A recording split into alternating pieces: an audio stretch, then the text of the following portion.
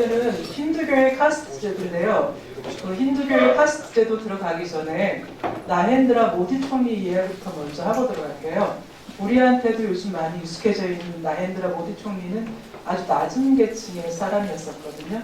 그러니까 부모가 간치라는 그 하층의 불가족 천민 출신인데 어떻게 모디 총리가 인도를 대표하는 총리가 됐을까라는 그러한 부분들에 대한 관심이 참 많았었거든요.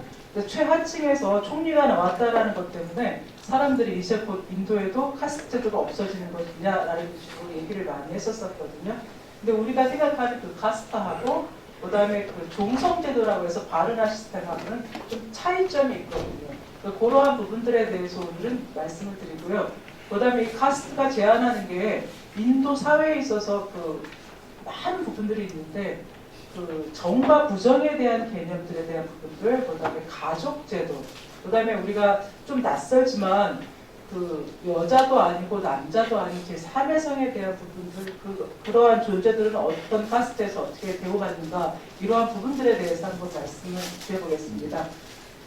예, 여러분들이 중고등학교 때 세계사 시간에 인도란 단어에 그게 나왔을 거예요. 거기에는 4개의 카스트 제도가 있다. 근데 이 카스트라는 단어 자체는 원래 인도에는 없는 단어고요. 바스코다마가 포르투갈에서 인도 항로를 개척하면서 고아 지역, 인도 서부 쪽에서 무역이 서해했을 때 포르투갈 사람들이 와서 인도 사람들의 사회적인 관계를 딱 보다 보니까 좀 이상한 느낌이 들었다라고 얘기를 해요. 그래서 아마 인도라는 나라를 처음 봤을 때 많은 사람들이 굉장히 신비하기도 하고, 그 다음에 에로틱하기도 하고, 신도 많고, 그 다음에 우상 숭배를 하는 것 같기도 하는데, 인도 사람들은 뭐 관념적이거나 금욕주의적이거나 도덕주의적인 어떤 그런 측면도 있지만, 그 사람들 밑에 흐르고 있는 거는 하나의 카르마하고 업하고 삼사라, 윤회, 그 다음에 카스트하고 다르마, 이 4가지가 인도 사람들의 생활을 전반적으로 지배하고 있다라고 보시면 될 거예요. 그래서 힌두교와 카스트라라는 거는 인도를 가장 잘 대표하는, 아마 여러분들도 관심이 제일 많은 부분들이 아닐까라는 생각이 드는데요. 이 카스트 제도, 일단 바르나의 기원과 발전을 보게 되면 바르나의 기원을 어디서 보냐면 베다에서 찾고 있어요. 그러니까 베다의 푸르샤 창가라고 해서 우주 전개에 있을 때 푸르샤 자체가 원인으로서 제식 행위에 쓰여졌었는데 페이지 1페이지 보면 그들이 푸르샤를 제물로 분할했을 때 몇 부분으로 나누었는가, 그의 입은 무엇으로 되었는가, 그의 두 팔은, 그의 두 넓적다리는, 두 발은 무엇이라 불리는가. 그래서 그의 입은 브라우만이 되었고, 두 팔은 왕족으로 되었고, 그것은 바이샤는 두 넓적다리, 두 발로부터 슈드라가 태어났다. 이렇게 나오거든요. 그러니까 이러한 부분들에 있어서 근거를 제시하는 사제계급, 브라우만에 의해서 사제계급에 의해서 이 바르나 시스템 자체가 전개되어 나왔다라고 생각하시면 될 거예요. 근데 이제 이 바르나 시스템 자체가 맨 초기에는 그렇게 많은 부분과 나누어짐이 없었는데, 지난번에 제가 말씀드렸듯이 불교가 힌두교의 환경들을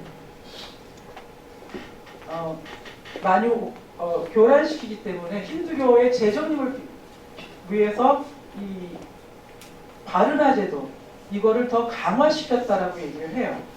그래서 여러분들이 괜찮으시면 우리가 페이지 4페이지를 봐주시면요, 만우업전에서 그러면 브라우만이 하는 일은 무엇이고, 크샤트리아가 하는 일은 무엇이고, 바이샤가 하는 일은 무엇이고, 그 다음에 수드라가 하는 일은 무엇인가라는 부분들에 대해서 언급을 하고 있어요. 그래서 지구의 존재는 창조된 이 모든 세상을 지키기 위해 이 팔, 넓적다리 그리고 발에서 생겨난 자들의 까르마를 차례차례 정하였다. 그래서 배달을 배우고 가르치는 일, 제사를 치르고 주관하는 일, 그 다음에 직무를 주고받는 일, 이렇게 6가지를 브라흐만에게 정해주었다. 그 다음에 두 번째는 인민을 지키는 일, 직무를 주고받는 일, 제사, 배다학습, 그리고 감각적 대상에 현혹되지 말 것을 크샤트리아에게 정해주었다. 세 번째, 짐승을 기르는 일, 중물을 주고받는 일, 제사, 배다의 학습, 상업과 농사는 바이샤에게 전해주었다. 슈드라에게는 하나의 까르마만을 정해주었으니 그것은 수드라는 질투 없이 위의 새 신분들에게 봉사해야 한다는 거였어요. 이때는 아직 불가족 천민에 대한 그 부분들이 언급이 되지 않고 있거든요. 그래서 힌두교 자체가 제식주의라는 얘기를 많이 하는데, 그럼 제사를 어디에다 지내는가? 그 다음에 새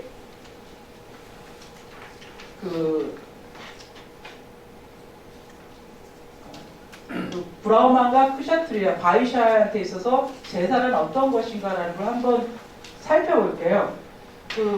신들에게 날마다 제사를 지내는 게 아니라 일단 가정에서 자신들의 조상에게 제사를 드리는 걸 가장 중요하게 생각을 하고 있거든요. 그래서 가정의 제사가 집에 있어서는 제일 먼저고, 근데 이 가정에 있어서 그 제사는 조상들뿐만이 아니라 자신들이 믿고 있는 지역 신들하고 연관이 돼 있다라고 얘기를 해요. 네. 배다 학습은 기본적으로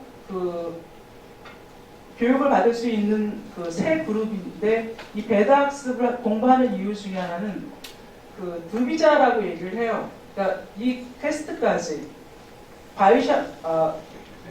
바이샤까지는 드비자라고 얘기를 하는데, 드비자라는 단어 자체가 재생족, twice born이라는 의미로 해석이 되는데, 재생족이라는 것은 어머니의 몸으로 한 번 태어난 거하고, 그 다음에 사회적으로 일원이 되는, 우리나라 말로 하면 관원상계에서 관에 속한 그러한 부분들이라고 생각하시면 됩니다. 네. 그래서 다시 이제 앞으로 가겠습니다.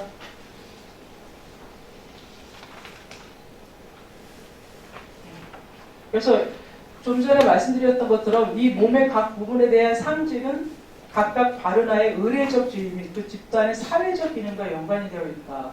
좀 전에 살펴봤던 것처럼 크샤트리아, 바이샤, 브라흐만의 그 역할이 사회적으로 인정이 되고, 모든 사람들이 그거에 의해서 안정된 생활을 할 수 있다라고 생각을 하는 거죠. 예, 그런데 이 순위는 누가 매겼냐 하면은 브라흐민 자체가 매겼기 때문에 이거는 종교적인 색채가 강하다라고 얘기하는데, 인도에 있어서는 종교와 철학이 거의 분리가 되지 않고, 또 철학과 종교도 분리되지 않을 뿐만 아니라 일상적인 생활에도 많이 적용이 되거든요. 그래서 철학과 종교와 일상생활이 하나로 가는, 분리가 되지 않는 그러한 특수성을 갖고 있어요.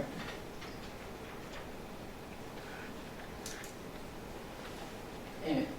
그래서 실질적으로 그러면 이 바르나에 대한 기원은 어디인가라고 했을 때, 아리안족의 침입에 의해서 선주민들이 지배를 받게 되는데, 이 두 지배 집단과 피지배 집단의 조화로운 삶을 위해서 어떤 방법이 제일 좋을까라는 것을 많이 강구했을 거라고 생각을 하거든요. 근데 가장 좋은 방법 자체가 계급제도, 계급에 의해서 분류가 된다라고 얘기하는데, 브라흐민 자체가 최고 먼저, 그 다음에 무사계급, 그 다음에 일반적인 상업과 농업에 종사하는 계급, 그 다음에 슈드라, 노예제도인데, 엄밀히 말하면 지금 우리 사회에서도 이러한 계급을 벗어날 수 있는 부분은 거의 없다라고 생각을 하거든요. 다른 형식으로든 지금 현재 계급을 나눌 수 있는 거는 자본주의 국가에서는 돈일 거고요. 그다음에 우리는 인정하고 싶지 않지만 그게 현실이라는 것도 분명히 알 수 있는 부분들이죠. 그래서 이런 계급제도가 나눠짐으로 인해서 서로 이 당시에는 공존할 수 있는 기틀을 마련했다라고 얘기를 합니다. 예. 그러나 인도 고대 사회는 아리안족은 굉장히 하얀 사람들이고 드라비다족들은 많이 검거든요. 근데 가끔 보면 검은 브라우민이 있어요. 그러니까 이때는 어떻게 생각을 해야 되나 하면은 많이 동화가 된 부분들이 있고, 그래서 제가 살펴보니까 이게 꼭 브라우민이 아니어도 크샤트리아라든지 바이샤 계층에서 꼭 필요한 부분들이 있으면 브라우민을 대신해서 사당이나 사원에서 제사를 지내고 할 수 있는 자격이 주어진다는 거예요. 근데 이거는 어디에 증거를 두냐면 같은 캐스트 내에서만 가능하지, 어떤 큰 비슈누 신이나 시바신 같은 커다란 사원을 두고 사원에서는 그게 거의 불가능하다라고 얘기를 하거든요. 그러니까 우리가 생각할 때 브라민 자체는 굉장히 사제계급으로만 있고 모든 걸 다 총괄한 그러한 생각을 많이 하는데, 실은 이 브라민 계층에도 자띠라는 개념, 우리가 흔히 카스트라고 얘기하는 그러한 부분에 분류가 있어요.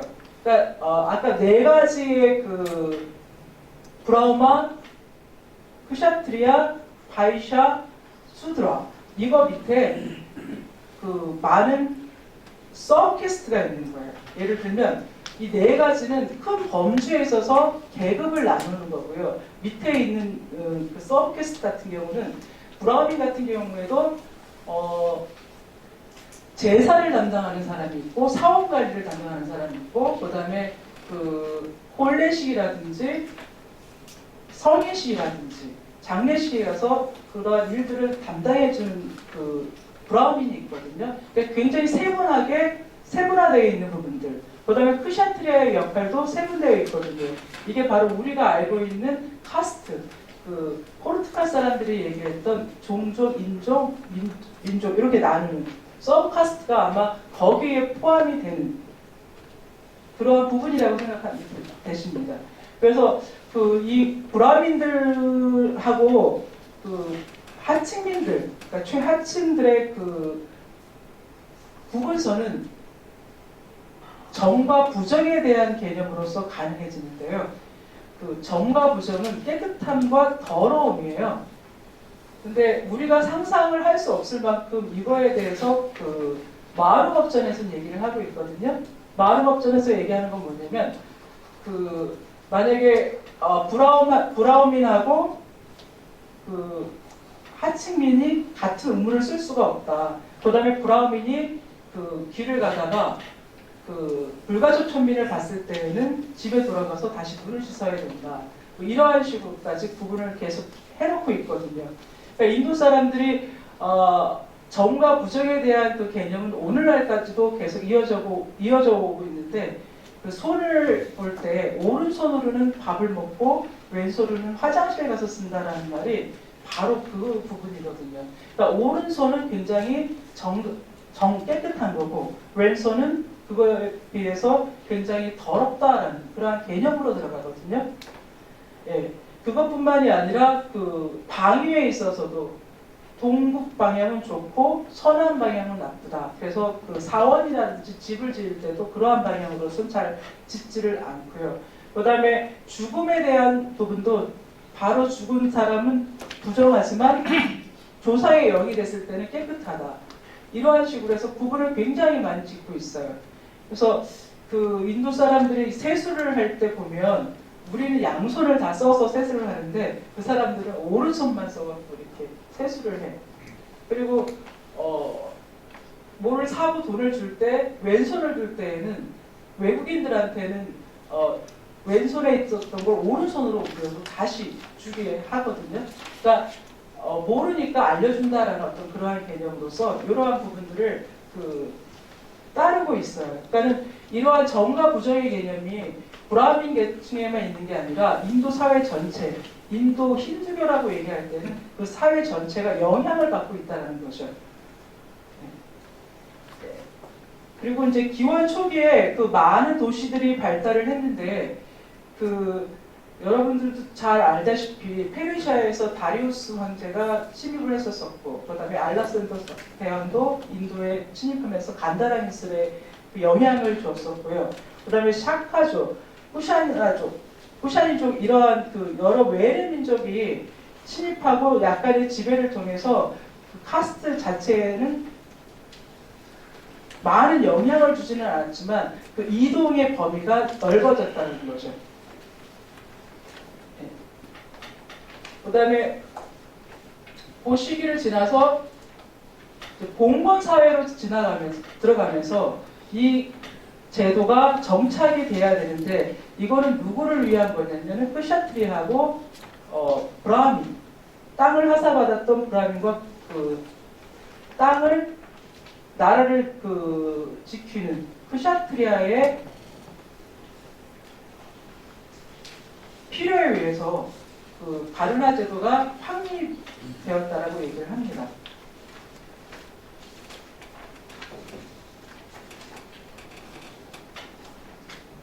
그다음에 그 인도라는 나라는 외세 침략도 많았고 다른 이교도의 침입도 있었었거든요. 13세기에 그 무슬림의 그 침략에 있어서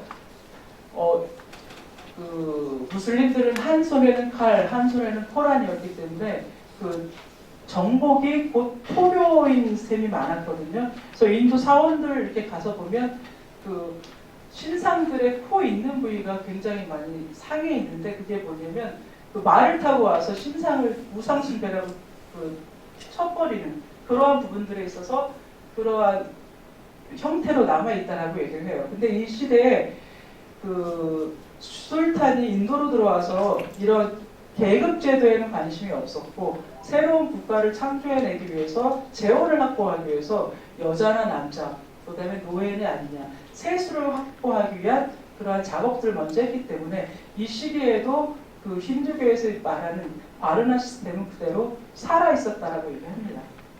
예. 그 다음에 이제 영국 지배에 놓였을 때는 또 다른 현상들이 일어나죠.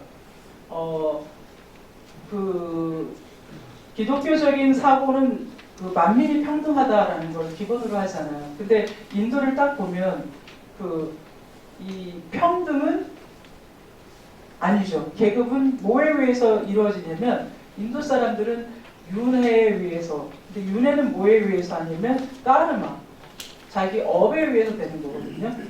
예, 그러니까 이 계급 사회, 인도 사람들이 까르마와 윤회를 믿는 이유 중에 하나는 자기의 업은 자기가 누가 대신해서 풀어줄 수 있는 게 아니기 때문에 이 세상에서 열심히 살면 다음 생에 좀 더 편안하게 살 수 있는 조건들이 마련된다.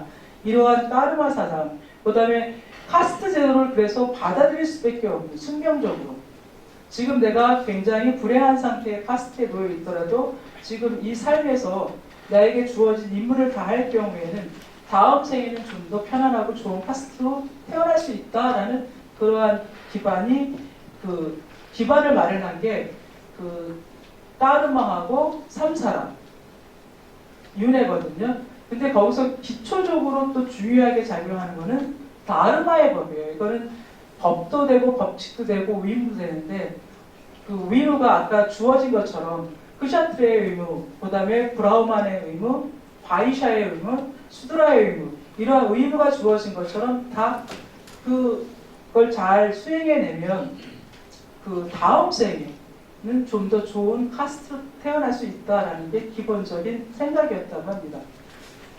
근데 그래서 오늘을 사는 게 지금 이 시간에 있는 거는 어제의 내가 아니라 어제 만들어졌던 오늘이 지금의 나고 지금 내가 하고 있는 것이 미래를 향한 나예요. 그러니까 이 순간 자체가 과거도 살고 현재도 살고 미래를 살기 때문에 인도인들이 가장 즐겨 쓰는 말 중에 하나가 지금 그리고 여기 이걸 많이 쓰거든요. 그러니까 여기에서의 생활, 이 순간, 찰나에서 생활은 굉장히 중요하게 인식되고 있는 거죠. 그래서 영국 지배에서는 그 만민평등이라는 그러한 사상 아래 이거에 영향을 많이 받았던 그 상층 엘리트층하고 그다음에 그 카스트는 굉장히 낮은데 돈을 많이 벌게 될 수 있는 기회가 있었던 거예요. 예를 들면 그 제복을 만드는 사람들, 물감을 풀어서 그 염색하는 사람들, 아니면 근대 인도에서 가죽 가공이 많이 이루어졌었는데 그 가죽 가공을 통해서 돈을 벌었던 사람들이 하층 캐스트, 최하위였는데 그 사람들이 어디까지 올라가냐면 푸샤트리아까지 올라가거든요. 그러니까 바이샤 정도까지 올라가서 그 자기네들의 어떤 수평이 아니라 수직 이동을 꿈꾸면 괜찮은데 이제 그까지 올라가면서 이 사람들의 그 자본이 현재까지도 푸샤트리아에 대한 입장으로 오기 때문에 정치 쪽으로 많이 돈이 쏠리고 있다라고 얘기를 해요.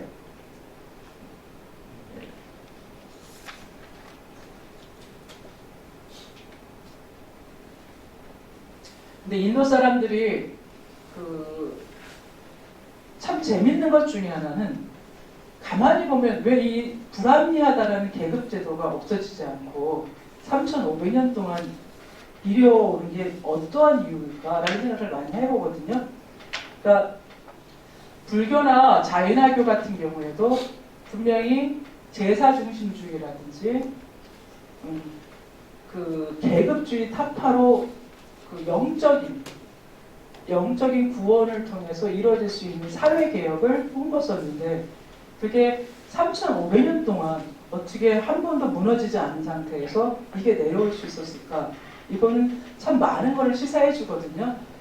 그 힌두교 자체가 굉장히 그 카스트에 연결되어 있기 때문에 서브 카스트하고 카스트에 연결되어 있기 때문에 세계화는 될 수 없었었어요. 자이나교도 마찬가지지만 근데 불교 같은 경우는 세계화가 됐거든요. 우리가 세계화된 종교를 보면 기독교, 불교, 이슬람교 이 세 가지를 볼 수 있는데 왜 힌두교는 이 범위에서 벗어나지 않았을까? 그 이유가 뭘까라는 생각을 해보면 그 인도 사람들이 추구하는 그 삶의 태도가 굉장히 그 염세주의적이라는 표현도 하거든요. 근데 염세주의적이라기보다는 이 사람들의 신앙, 그 사람들 안에 깔려있는 그 사고 자체는 생활이 곧 종교다라는 그러한 부분들, 그 다음에 여기서 브라민 계층이 그러한 부분들에 대해서 많은 그 영향을 갖고 관혼상제에 참여함으로 해서 그 사람들이 일탁하지 않게 끌어왔던 것 같아요. 그러니까 종교적인 힘도 굉장히 크지만 관혼상제라든지 일상생활을 통해서 종교가 사람의 삶을 전체적으로 이끌어간다라고 한다면 이러한 부분들이 가능했지 않았을까? 아마 가능하지 않을까? 그래서 그 인도 베다에서부터 지금까지 꾸라나 대서사시를 통해서 이렇게 보면 이 사람들은 굉장히 포용적으로 다 받아들였던 것 같아요. 그러니까 그 개혁에 의해서 태어났던 자이나교나 불교 같은 경우도 그 인도라는 나라에서 어느 정도 그 기간은 있었었지만 벗어났었던 이유 중에 하나는 다시 힌두교 사제들에 의해서 이걸 전부 다 통합시키는, 그러니까 낯설고 안 맞다고 해서 이렇게 버리는 게 아니라 하나하나 이러한 부분들을 다 모아서 그 삶을 구성하는 요소들, 그게 하나의 종교적이든 아니면 실천적이든 아니면 해탈에 이른 방법이든 이걸로 다 골고루 사용했다라는 그러한 게 있지 않았을까라는 생각을 하거든요.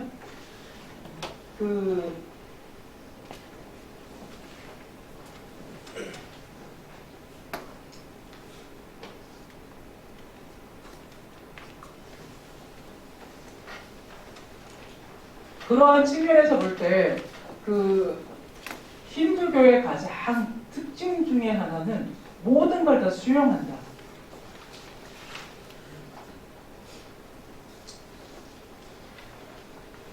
그리고 그것을 수용하고 그거를 실생활에 다 이용한다. 그래서 베다 초기에 그 자연신관에서는 윤회나 업사상 같은 게 없었었고 해탈에 대한 개념이 없었는데 우파니샤드에 들어와서 그 다음에 불교에서도 그 해탈 중심주의적인 수행을 하다 보니까 마땅히 힌두인들이 거쳐야 될 인생의 사주기에도 그 해탈이라는 그런 덕목이 들어가게 되는 거죠. 그 다음에 그 인간이 마땅히 추구해야 될 네 가지 덕목 중에서 아르타, 재화라든지 재화가 아니든 어떤 물질적인 거든지 이런 걸 충분히 추구해라. 그 다음에 까마, 이거는 그 가정 생활을 하기 위한 하나의 그 필수라고 생각을 하는데 어떻게 생각해 보면은 인도 사람들이 굉장히 관능적이고 그 세계에 대해서 굉장히 밝힌다라는 생각을 할 수도 있는데 그걸 가만히 보니까 나사디아 창가라고 그 우주 전개에 있을 때 인도 사람들이 하나로 내놨던 것 중에 하나가 그 결합적 우주 창조예요. 그러니까 남녀 결합적 우주 창조 이러한 것들이 나중에 카주라오 그 신전에 그대로 드러났는데 그 신전의 모습을 딱 봤을 때 사람들이 굉장히 놀라거든요. 육중한 그 구조로 된 그 남녀 교합상들이 굉장히 많이 줄지어 있는데 이거는 인도인들의 어떠한 그 관능미를 나타내는 게 아니라 인간과 신이 이렇게 가깝게 그 다음에 생식적인 측면에서 우주 전개가 되어 있다는 것을 보여주는 한 장면이라고도 얘기를 하거든요. 그래서 그 까마에 대한 그 부분들은 뭐에 의해서 지켜져야 되냐면 다르마에 의해서 지켜져야 되는 거죠. 맹목적인 것이 아니라 이 다르마, 이 질서에 의해서 이것이 이루어져야 된다는 거고 그것이 이루어진다면은 목샤의 개념으로 가는 거죠. 그래서 인도 사람들은 그 삶 자체가 어디에서부터 시작하느냐라고 물었을 때 고통이다. 고통의 이유가 뭐냐라고 하면 그 계속해서 윤회를 하기 때문에 이 윤회 자체가 고통이다. 그래서 제가 학교 다닐 때 그 노 교수님이 한 번 그런 말씀을 하신 적이 있었어요.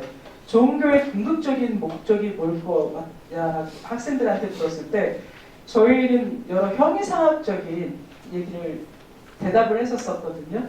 근데 그 교수님이 딱 말씀하실 때 죽어도 죽고 싶지 않은 게 인간의 욕심이다.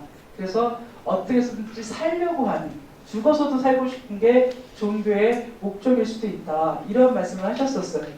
근데 윤회를 하게 된다면은 그 또 태어나고 하는 거에 대해서 왜 고통스러워했을까 이러한 부분들을 생각해 볼 수 있는데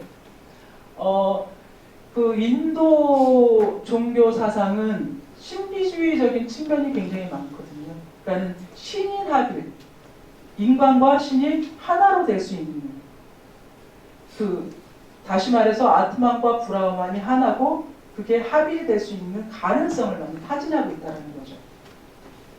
그러니까 그 힌두교적인 측면에서 봤을 때, 그 윤회 자체가 보가 되는 거고, 이게 또 불교에 들어가서도 자인화교에 들어가서도 전부 다 인생은 보에서부터 시작을 한다. 보의 원인은 바로 삼사람, 그 윤회에서 시작한다.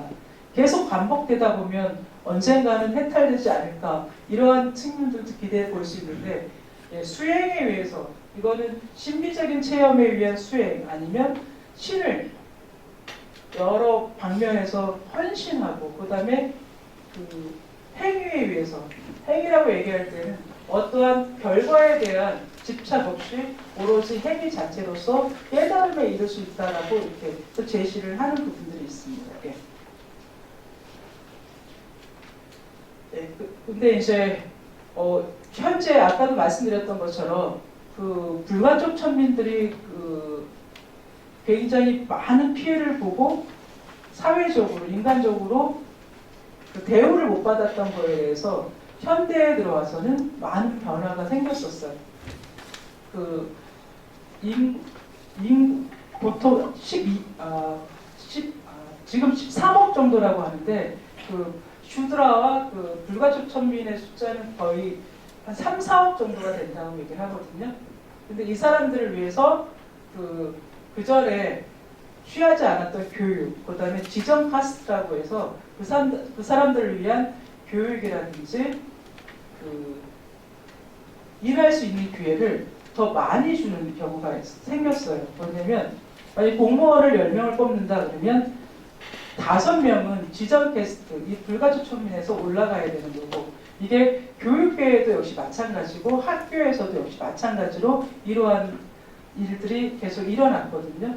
근데 이제 이러한 문제는 뭐냐면 준비되어 있지 않은 그 불가촉 천민들의 그 수준이 다른 상층 캐스트하고 부딪히는 거예요. 뭐냐면 그 좋은 교육과 좋은 환경에서 자란 많은 그 인도의 훌륭한 사람들이 이 사람들하고 경쟁을 하는 거죠.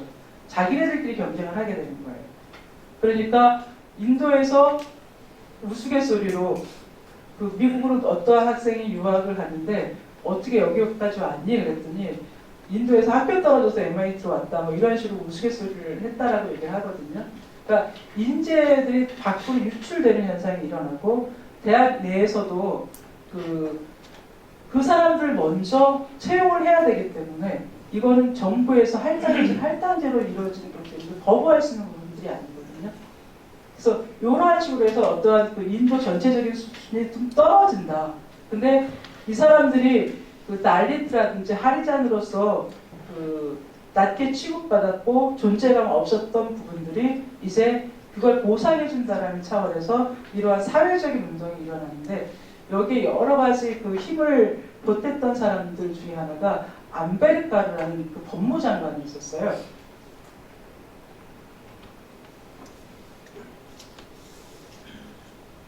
암베르카 자체도 하층 출신이었는데 그 영국으로 유학을 갈 수 있는 좋은 기회를 만났었고 그 다음에 거기서 공부하고 돌아온 후에 그 법무부 장관으로 채용되면서 가장 그 천대받았던 이 사람들을 위해서 그 법을 제정해줬던 게 시작이에요.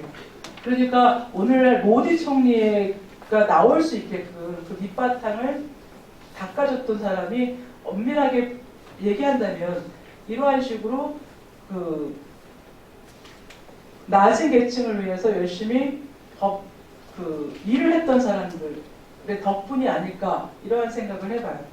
근데 이제 현재는 그 표면적으로 나타날 때 가장 중요한 거는 브라우민과 이 하층 캐스트하고의 그 싸움이라고 얘기하는데 이거는 아마 할당제 때문에 그 어떤 공직이라든지 아니면 그 학교라든지 이러한 부분들이 할당제 때문에 일어난다라고 얘기하는데 실은 요즘은 그 많은 서브캐스트 하층민 계층끼리 연계가 되기 때문에 힘이 굉장히 세진 거예요. 그러니까 국민투표권이 주어진 거예요.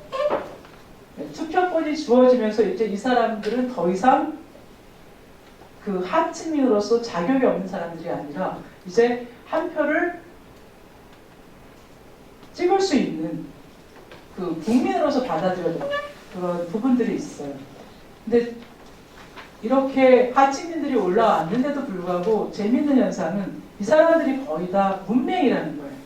그래서 그 선거를 할 때 포스터에 그 사람들이 찍을 수 있는 그림이 그려져 있는데 어떤 당은 선풍기가 그려져 있고 어떤 당은 손바닥이 그려져 있고 어떤 당은 연꽃이 그려져 있고 뭐 이러거든요. 그리고 선거가 있을 때 제가 그 인도에 있었는데 부정선거를 어떻게 하는지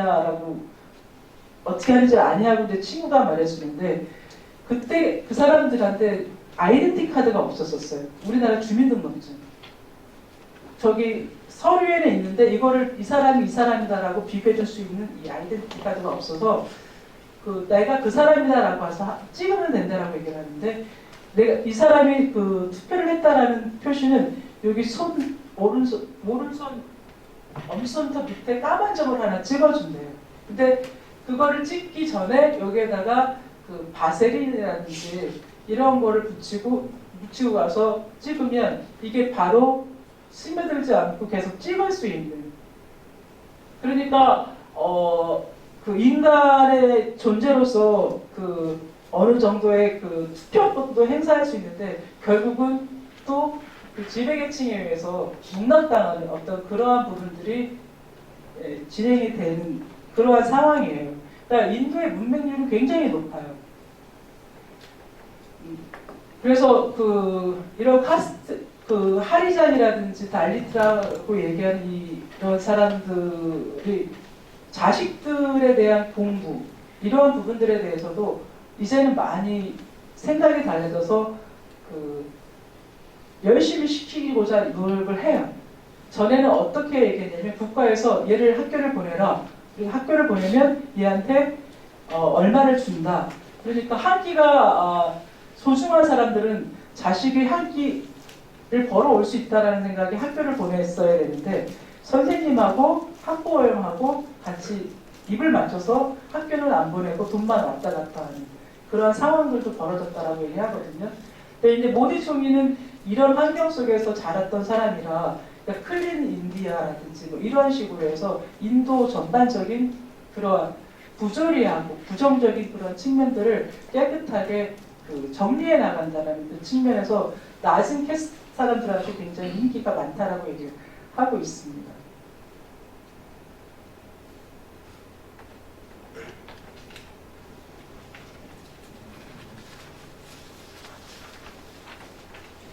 그리고 이 사람들을 부르는 그 불가적 그 연대라는 그 힘, 이 누군가 그 정치적으로 연대할 수 있는 힘 이 자체는 이제 이 사람들이 더 이상 그 낮은 존재로서가 아니라 한 표를 찍을 수 있는 존재로서 좀 더 나가기 위한 여러 가지 교육들이 그다음에 연계가 이루어지는데 이게 바로 카스트에서 연결이 된다라고 얘기하는 거예요.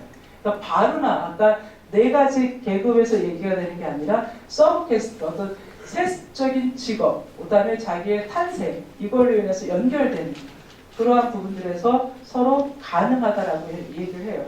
그럼 이제 서브캐스트, 그러니까 그 종류가 많은 만약에 우리가 김씨다 할 때 어디 김씨 어디 김씨에서 뭐를 하고 이렇게 나누는 것처럼 계속해서 나눠지거든요. 그러니까 우리가 바르나라고 얘기하는 부분은 네 가지가 있지만 서브캐스트는 2, 3천 개가 넘는 거죠. 그 다음에 앞으로 그 개수는 어떠한 직업이 생긴다 할 때 더 많이 생기는 거고 그 다음에 이제 현재에는 이 서브캐스트 자체가 세속되거나 우리가 그 인도를 볼 때 빨래터에서 빨래한 도비들공이 많이 나오는데 그 사람들만 대표하는 게 아니라 그렇게 세습됐던 사람들이 있는데 그게 만약에 세탁기가 그다음에 전기가 공급이 된다면 그 사람들 직업은 없어지겠죠. 그런 식으로서 연결이 된다는 것이면 돼요. 그러니까 나타나는 직업, 그다음에 그 직업과 관련된 그 캐스트 이 사람들이 연계를 맺는데 이 연계를 맺는 방법이 혼인, 그다음에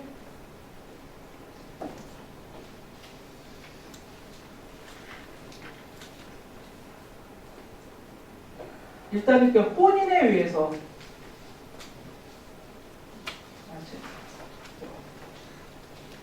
그러니까 카스트의 현대적 조망이니까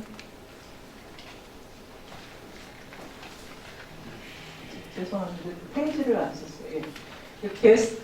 개별적 카스트 이제 이 사람들이 캐스트와 캐스트 간에 그 분리를 하는 부분들이 있거든요. 약간 정과 부정에 대한 개념으로서 그 캐스트가 브라민하고 그다음에 그 하이 캐스트하고 그 차이가 있는데 차이를 뒀었는데 여기에서는 같은 캐스트 내에서도 음식이라든지 그 혼인 관계에 의해서 또는 서비스 관계에 의해서 그 캐스트가 규정이 된다라고 얘기를 해요.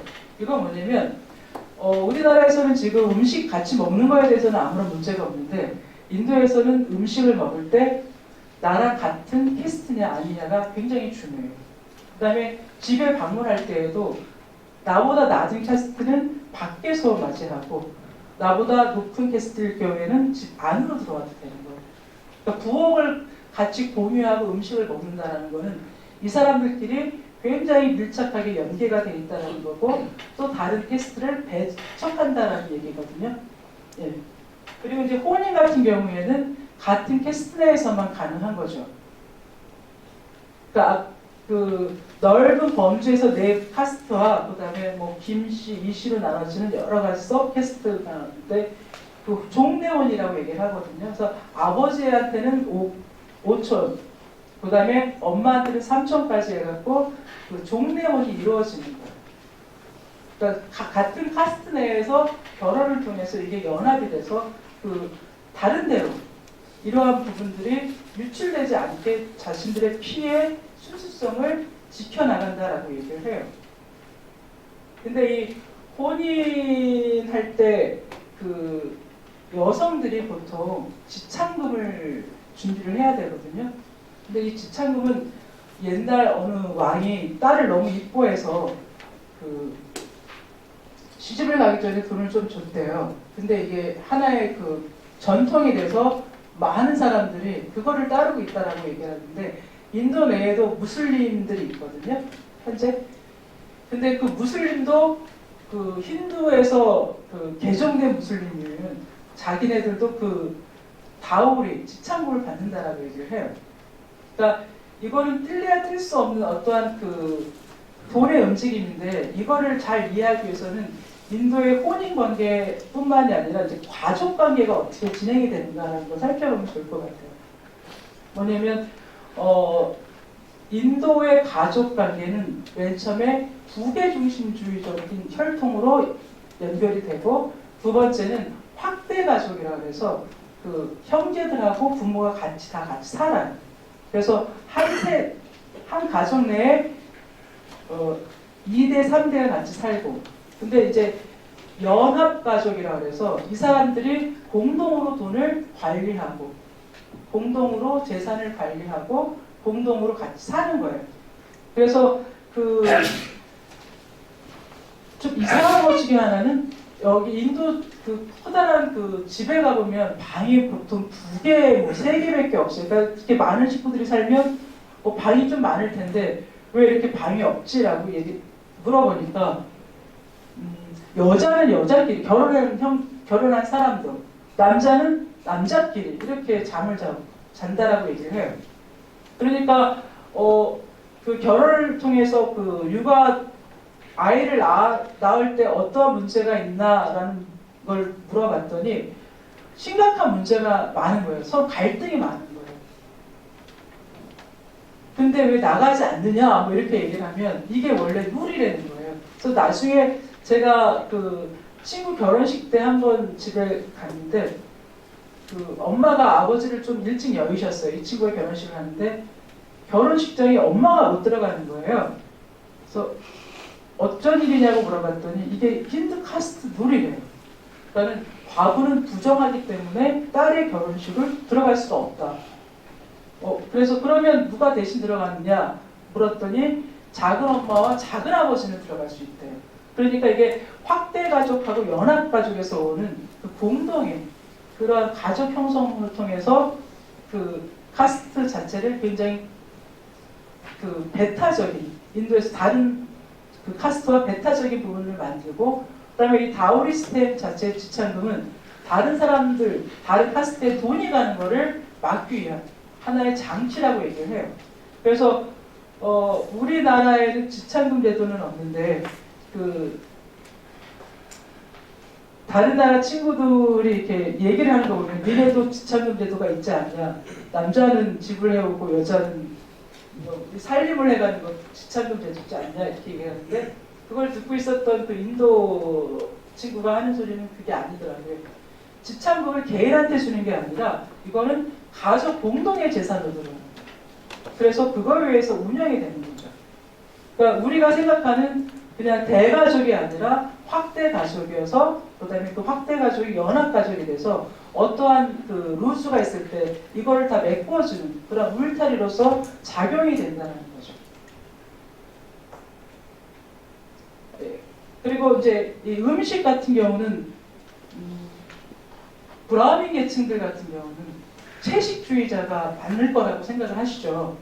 근데 이것도 그 사람들의 그 희망사항을 그 사람들이 따르고 있는 거고 브라민이 아닌데 브라우민의 삶을 추구하는 사람들이 있어요. 그러니까 인도에서 이 계급 제도가 없어지지 않는 이유 중에 하나가 이 사람들의 그 심층에는 사냥으로 가고 싶은 브라우민 같은 삶을 살고 싶은 욕구가 훨씬 많구나. 이거를 파괴해서 없애서 폐기하는 게 아니라 나의 삶을 좀 더 그 종교적인 삶으로 승화시킬 수 있는 그 기회가 브라민 쪽으로 상층해 가는 거다. 그래서 브라민 삶을 거의 비슷하게 따라서 그 사는 그 카스트가 있어요. 거기를 링가야트라고 얘기를 하거든요. 거기는 벼라를 먹는데도 부모한테 물어보고 먹어도 돼요 하고 물어보고, 그다음에 우유를 먹는데도 우유는 이제 소한테 나오는 건데 이것도 육식으로 보느냐 뭐 채식으로 보느냐 뭐 이런 식으로 해서 그것까지 다 따지면서 먹고 해요. 근데 이제 그 채식과 그다음에 채식이 아닌 육식, 이 차이가 인도 사람들의 계급을 나누는데 굉장히 중요한 역할을 하지만 뭐냐면 그 결혼식장에 많은 손님들을 초대할 수 있잖아요. 근데 많은 손님들이 다 같이 음식을 먹으려면 음식을 만들어주는 사람의 계급이 높아야 되는 거예요. 그러니까 우리가 사제 계급이 브라움만 사제 계급이라고 생각을 하는데 사제의 역할이 굉장히 많은 거죠. 서브적으로 이렇게 나누어져서. 그래서 그 결혼식장에 가갖고 그 밥을 해주는 그런 브라우민이 있어요. 그러니까 만약에 브라우민이 밥을 한다 그러면은 그 밑에 크샤트리아라든지 바이샤라든지 이런 사람들이 다 같이 밥을 먹을 수가 있는 거예요. 근데 만약에 바이샤가 밥을 했다 그러면 그 밑에 수드라나 불가피천민들이 못 먹는 거죠. 그러니까 이 음식 먹는 이것도 하나의 정과 부정에 따라서 이러한 식으로 나눠지고 있다는 걸 알 수 있어요. 예. 그 다음에 이제 카스트의 또 다른 특징 중에 하나는 그 직업이 세습이 되는 건데, 우리가 이렇게 딱 이름을 들어보면 당신은 무슨 카스트에 속하는구나 라는 거를 대충 알게 되거든요. 예. 그리고 또 음식을 나눠 먹는다라는 그 자체, 이것뿐만이 아니라 그 전철에서도, 인도 전철에서도 브라우민이 앉는 자리가 따로 있어요. 그러니까 그 사람들은 돈을 많이 내고 앉겠죠. 그러니까 칸이 달라요. 그러니까 이러한 식으로 해서 여성과 브라민 그 부분들을 많이 그 비교해서 얘기를 하는데, 여성 칸도 있고 브라민들만 타는 칸도 있어요. 근데 이게 북쪽에는 거의 없었는데 남쪽에는 그런 부분들이 많아요.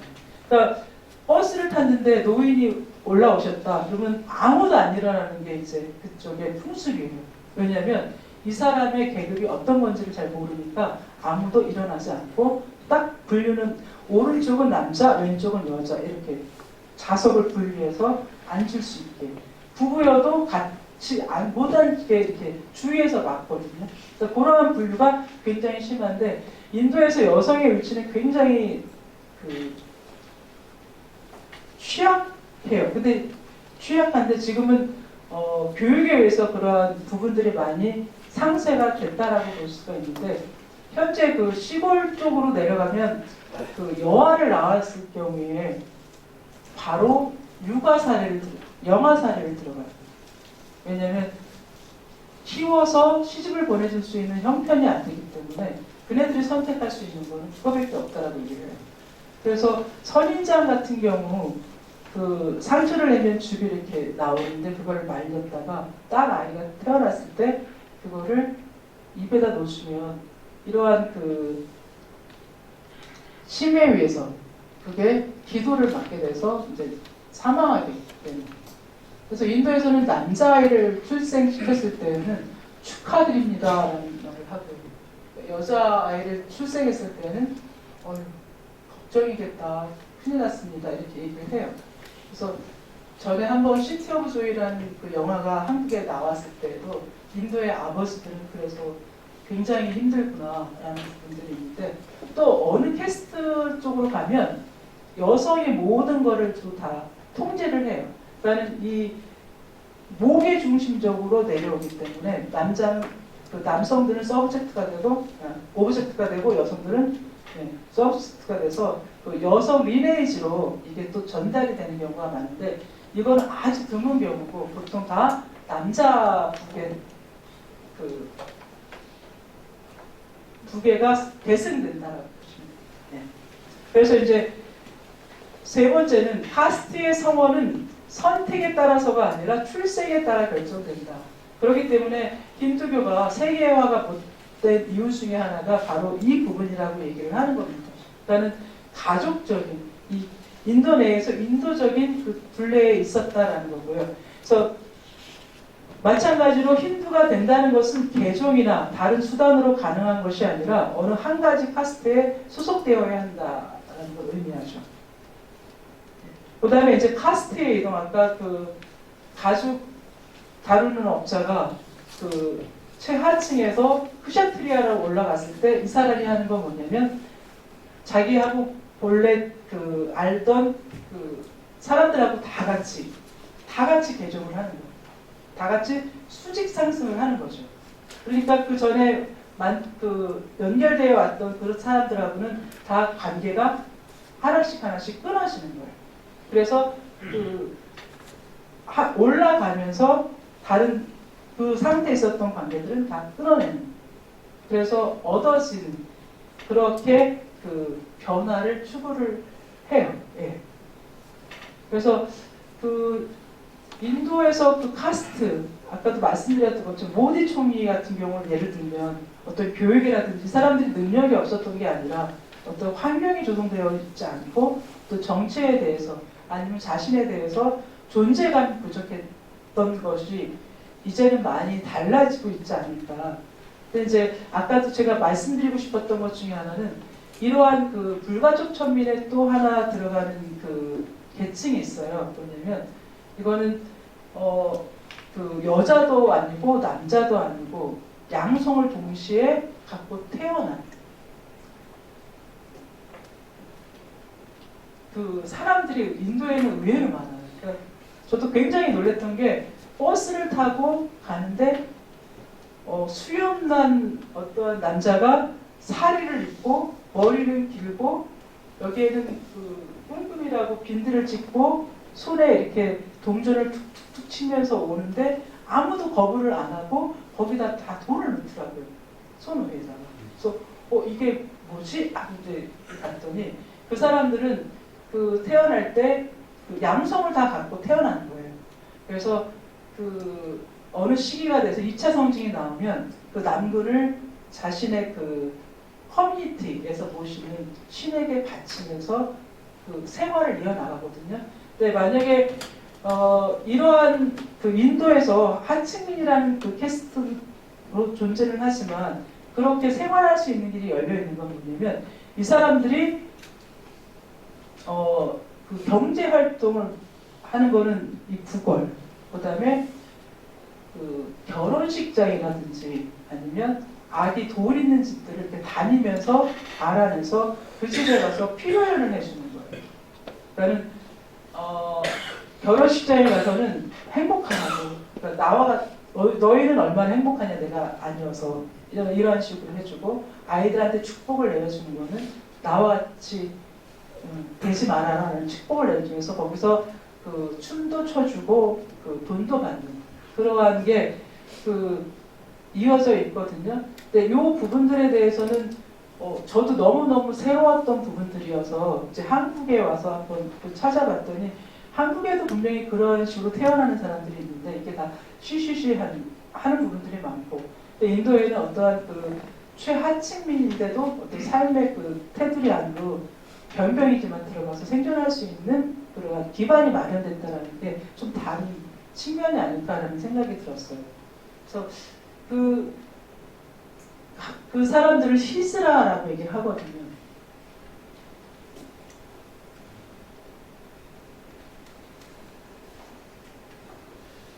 그래서 이것도 하나의 이러한 유의 탄생도 인도 사람들을 거부하는 게 아니라 같이 살아가는 방법. 그다음에 이 사람들이 그러면 아이를 못 낳는데 어떻게 계속해서 가족처럼 꾸려서 사느냐 이것도 의문이었는데 보니까 이렇게 결혼식이라든지 돌집에 이렇게 다니다 보면 엄마들이 자식에 대한 징후를 아는 사람들이 있대요. 그러면 그 사람들을 딸려서 같이 보내주는 거죠. 이제 그러한 식으로 해서 그 가족처럼 가족 공동체가 형성이 되고 거기에서 거세된 남자, 거세된 여자 뭐 이런 식으로 해서 가족이 이루어진다라고 얘기를 해요. 그래서 이제 현대 카스트의 조망 같은 경우를 보면 물론 우리나라 저는 이걸 준비하면서 다시 한번 생각해 봤던 게 불과 100여 년 전만 해도 우리도 이거 못지않은 상황에 놓이지 않았나. 여성들은 거의 공부도 못했었었고, 예. 그 다음에 그 노비라든지 뭐 이러한 부분들도 현실이었었었고. 근데 이러한 변화 자체는 어디에서 달라졌냐면 교육하고 경제에 의해서 많이 변했거든요. 그러니까 인도가 지금 조금씩 변해가는 게 여성들의 힘이 많이 강화가 된다는 거예요. 그러니까 여성들은 그 마을법전에 따르면 집에서도 삼정지도가 우리나라랑 똑같은 거예요. 어려서는 아버지, 결혼해서는 남편, 그 다음에 남편이 죽었을 때는 아들. 그러니까 혼자 독립의 가치가 없다는. 근데 이제 그러한 부분들이 경제 행위에 의해서 또 교육에 의해서 이러한 부분들이 많이 변화가 되고 있다는 말씀드리고 싶어요. 그래서 아마 인도에서 그 범주에 드는 브라흐마하고 크샤트리아, 그 바이샤, 그 다음에 수드라 이 개념들은 거의 그냥 하나의 명칭으로만 요즘은 익명성이 강조되는 사회이기 때문에 내가 무슨 캐스트입니다라고 막 안 하고 그 다음에 인도에서는 이거를 물어보는 것도 굉장히 신뢰가 돼요. 그 다음에 본인이 우리가 물어봤을 때 자기보다 2단계 정도 높은 카스트로 얘기를 많이 한다라고 얘기해요. 그러니까 자기를 드러내는 것 그 자체도 싫어하고 근데 이제 이 캐스트라는 자체가 어떤 직업적으로 연결이 되어 있기 때문에 그 다음에 이게 그 연결고리를 통해서 이제는 그 낮은 계층의 사람들도 굉장히 큰 힘을 발휘하게 됐고 그 다음에 앞으로도 인도라는 사회가 교육과 그 다음에 경제 성장에 의해서 이러한 부분들을 다 극복해낼 수 있지 않을까. 그래서 외국에 나가서 사는 사람들은 거의 그런 거에 영향을 받지 않는데 인도에 들어오면 여성들도 많이 사리를 입고 하더라고요. 그러니까 이게 하나의 사회적인 풍조라든지 뭐 이런 부분들도 바뀔 수 있는 부분들. 이게 우리가 근대화에서 현대화로 올 때 교육과 그 경제 발전에 의해서 가능했던 것처럼 인도에서도 혹시 가능하지 않을까 이런 걸 한번 기대해 봅니다. 예. 혹시 질문 있으시면?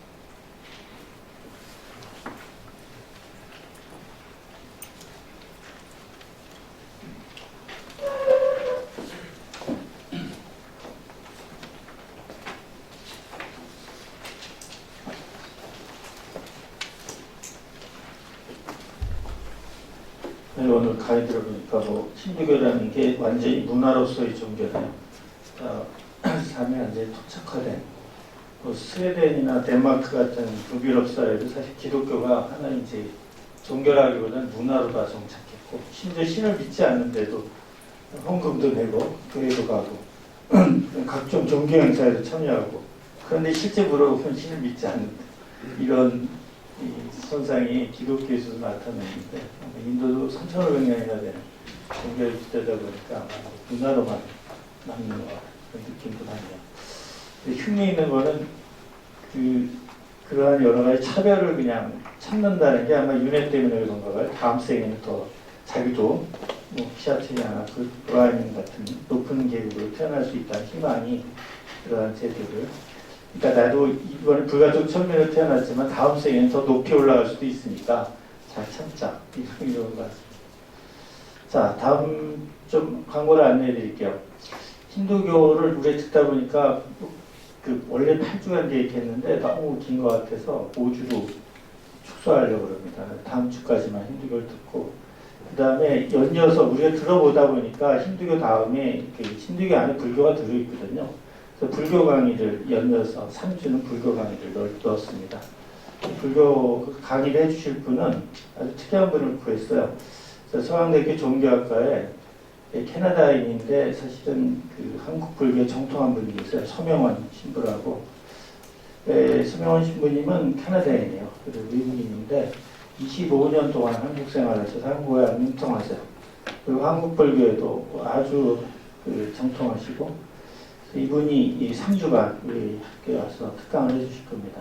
제가 어렵게 부탁을 해갖고 사실은 작년에 은퇴하셔가지고 여주에서 공동체를 이끌고 계신데 3주간 와서 강의를 해주시겠다고 했습니다. 그래서 이분이 꽤 다른 사람들한테 꽤 유명해요. 한국 이분 강의를 들으려고 하는 분들이 꽤 많은데 한번 기대해보고 불교가 이제 3개월 특강하고 그 다음에 이제 계획대로 이슬람교를 마지막에 7주 듣는데 모르겠습니다. 불교 강의 듣다가 좀 더 필요하면 1, 2주 더 밀리고 대신 이슬람교를 좀 줄이든지 좀 탄력성 있게 이번 학기 좀 이렇게 운영하도록 하겠습니다. 자, 한 주간 또 잘 지내시고요. 다음 주에 뵙도록 하겠습니다. 감사합니다.